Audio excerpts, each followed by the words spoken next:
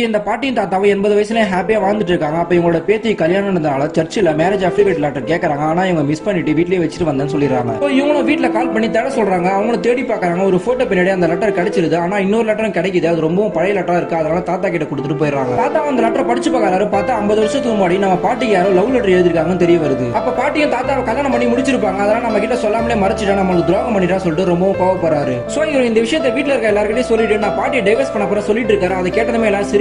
ஆனா இவர் டைவர்ஸ் பண்ணி தான் அவன் சொல்லிட்டு கோர்ட்ல கேஸ் கொடுத்துறாரு. இப்போ எங்களோட பொண்ணு அமெரிக்கால இருக்காங்க. இது தெரிஞ்சதுமே இந்த லெட்டர் பத்தின உண்மை எல்லாருக்கும் தெரியணும்னு சொல்லிட்டு அங்க வந்து கிளம்பி வந்துடுறாங்க. ஆக்சுவலா 30 வருஷத்துக்கு முன்னாடி இந்த தாத்தா குடிகாரனா இருப்பாரு. அப்ப இந்த பொண்ணு மார்க்ஷீட் கொண்டு வந்து தருவா. அதை நெருப்புல போட்டு எரிச்சிருவாரு. அதை சரி பண்றதுக்காக இவங்க ஸ்கூலுக்கு போறாங்க. அப்பதான் அந்த லெட்டர் கொடுத்த சார முதல் தடவை பாக்குறாங்க. இவங்க ரெண்டு பேரும் ஃப்ரெண்டாவே பழகுறாங்க. அவருக்கு இவங்களை பிடிச்சி போகுது. ஆனால் லெட்டர் தராரு. ஆனா இருந்தாலுமே இவங்களை கல்யாணம் அடிச்சு சொல்லிட்டு அதை வேணாம்னு சொல்லிடுறாங்க. இப்பதான் அந்த தாத்தாக்கு எல்லாமே தெரிய வருது. இருந்தாலும் அந்த பாட்டி அவர் கேட்டது மாதிரி டைவர்ஸ் கொடுத்துறாங்க. ஆனா அந்த பாட்டி இல்லாம இவரால் இருக்கவே முடியல. அதனால திரும்ப அந்த பாட்டி கூட ஒன்னா சேர்ந்துறாரு.